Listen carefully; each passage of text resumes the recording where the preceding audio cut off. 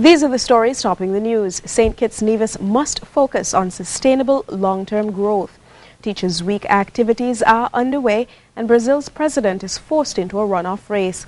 Good afternoon. Welcome to the ZIZ Midday newscast. Today is Monday, 6th October 2014. I'm Ebony Brandon. Now for a look at the news developments in detail. Governor of the Eastern Caribbean Central Bank, Sir Dwight Venner, says the fundamental issue facing St. Kitts and Nevis is sustaining its growth in the long run. According to Sir Dwight, a strategic and focused path to the nation's goals has to be charted with specific outcomes, which he outlined in mind. The fundamental issue would be achieving sustainable growth over an extended period of time to achieve the following: a doubling of per capita incomes by the year 2030, the reduction of poverty to below 4%, substantial reduction and possible eradication of poverty, improvement in human development indices by the UN, attaining and surpassing the Millennium Development Goals, and a diversified and competitive economy.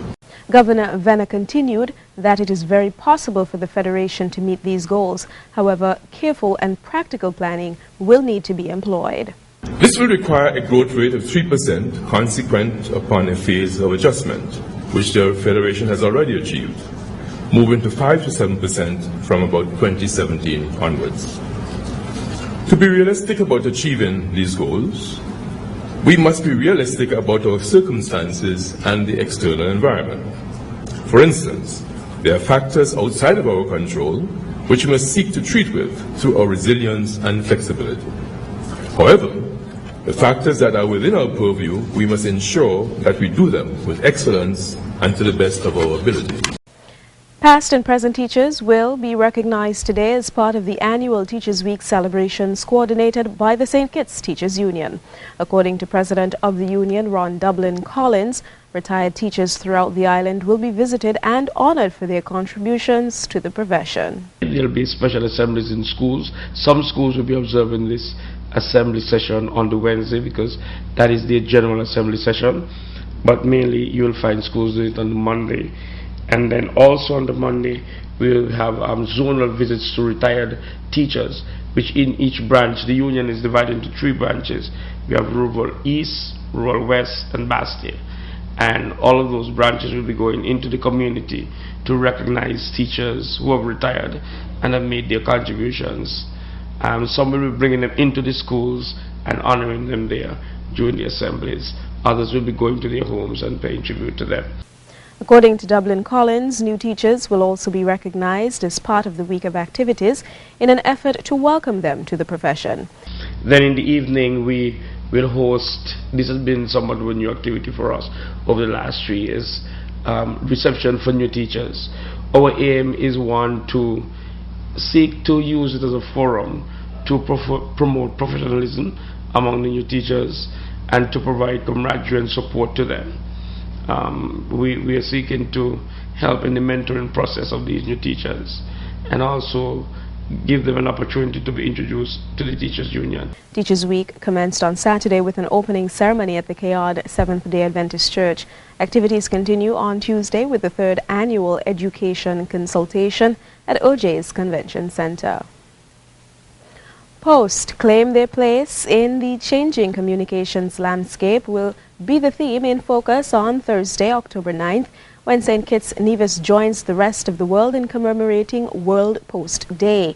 Speaking ahead of the observance, the nation's Communications and Post Minister, Honorable Glenn Phillip, put the theme into perspective. This theme is important for us to consider in an age of instant transfer of written communication brought about by advancement in information and communication technologies. I am happy to say that the post do have a place in the advanced information societies of the 21st century, and as a result, postal services around the world deliver more than 383 billion letters and cards and over 6 billion parcels each year.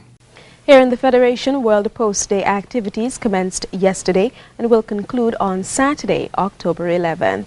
In regional development, St. Lucia's Ministry of Health has unveiled a number of activities to foster greater awareness of breast cancer for the month of October.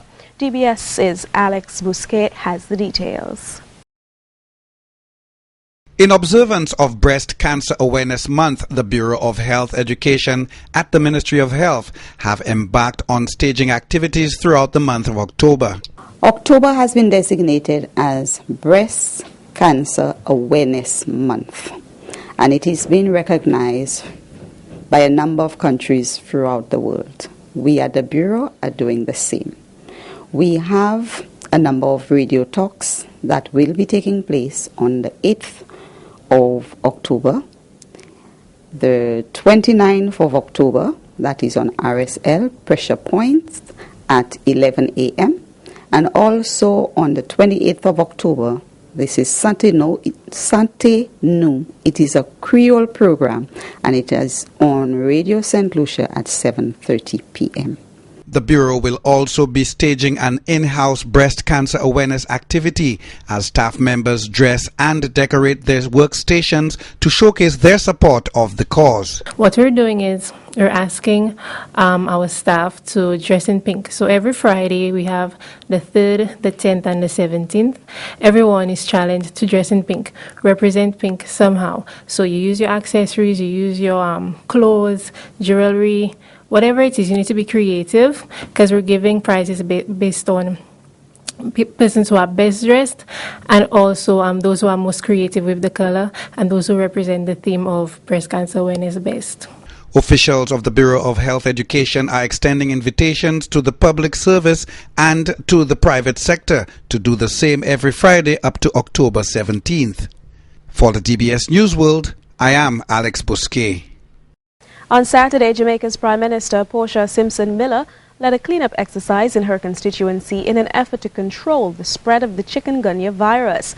Accompanied by Health Minister Dr. Fenton Ferguson, the Prime Minister encouraged Jamaicans to stage a similar exercise in their communities. The Health Minister also announced that additional funds have been allocated to help fight the spread of the virus. Meanwhile, the Jamaica Opposition Jamaica Labour Party's General Secretary Dr. Horace Chang says the Prime Minister's decision to lead a cleanup effort to rid the country of mosquito breeding sites and help combat chikungunya was too late. According to Chang, the outbreak could have been avoided if the government listened to calls to be proactive. In international developments, Brazil's unpredictable election took another twist Sunday, with leftist President Dilma Rousseff being forced into a runoff race as expected, but against a center-right challenger who only surged into the final week of the campaign. Al Jazeera's Gabriel Elizondo reports from Sao Paulo. Dilma Rousseff was upbeat in victory, but not re-elected, as like most predicted, she did not get enough votes to avoid a runoff. This is a very simple message, that I have to move forward, that I have to continue in this fight together with each one of these voters to change Brazil. But the story of the night was Aécio Neves, who made a dramatic late surge to finish a strong second. His message to get the economy growing again found traction, and coupled with a strong last debate, the candidate from the center-right Social Democratic Party now finds himself on the cusp of the presidency.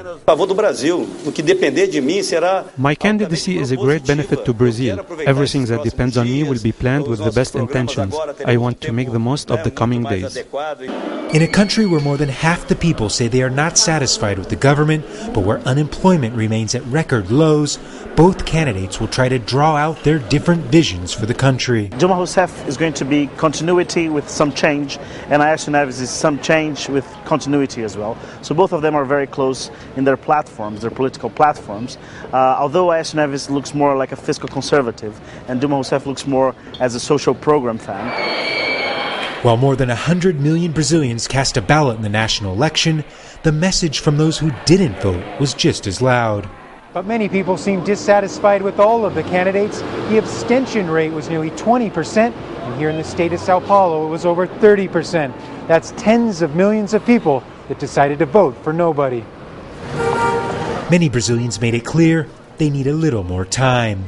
Rousseff and Neves will both try to give those people something to vote for in the next few weeks. Gabriel Elizondo, Al Jazeera, Sao Paulo.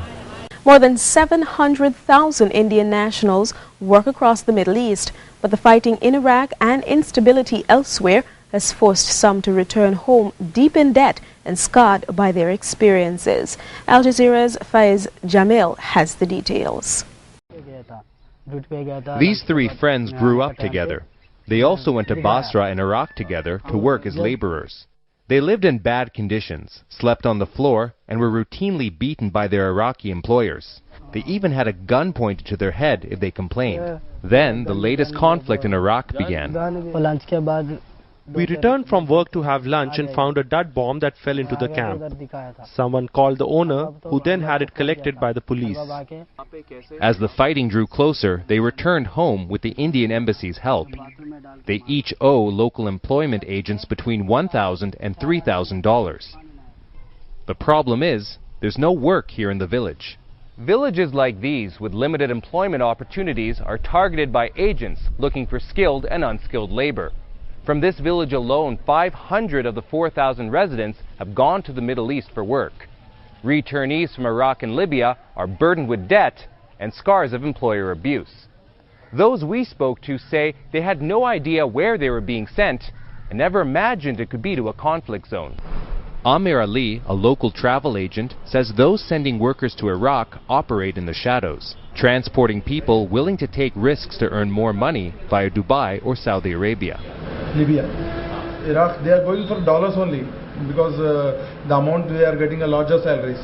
They are paying $2,000, $3,000 per month. The head of this village says the problem is ongoing because ads promising high-paying jobs in the Middle East regularly appear in local newspapers. We spoke to one such employment agent recruiting people to work in Iraq. The agent said the waiting period would be 2 or 3 months because of the conflict, and then travel would be via Dubai for about $3,000 each. Back in Indalvai village, Ramesh's options are limited. He has a family to raise and debts to repay. He says if things were better in Iraq, he would return. In today's weather, we expect to see generally clear skies with temperatures reaching a high of 30 degrees and a low tonight of 25 degrees. Winds will blow from the east-northeast at 10 to 15 miles per hour. Tomorrow, we're expected to see partly cloudy skies. That brings us to the end of the ZIZ Midday Newscast. Join us this evening on 96.1 FM. And at 7 p.m. right here on ZIZ Television Channel 5 for these stories and more in detail. I'm Ebony Brandon. Good afternoon.